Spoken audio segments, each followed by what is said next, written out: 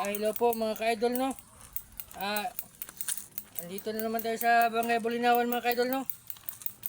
Ito po yung tinatawag na hairstyle, no, sa ano. Hairstyle niya po ano, low faded po mga ka-idol, no. Low fade lang po mga ka-idol. Napakalinis po mga ka-idol, napakaganda, no. Low fade lang po yung gusto sa ano, no, kaibigan ko. Ayan. Napakapogi mga ka-idol, no. Ayan. Napakalinis mga ka-idol, no. Ayan. Shout out naman dyan, no, sa lahat ng PWD, no. Libreng haircut po kayo. Text or chat lang po kayo sa akin. Viewing lang po tayo mga ka-idol. Ayan po. Ayan. Okay ka lang ba sa haircut mo, sir? Okay lang. Okay lang daw. Maraming salamat, sir, ha.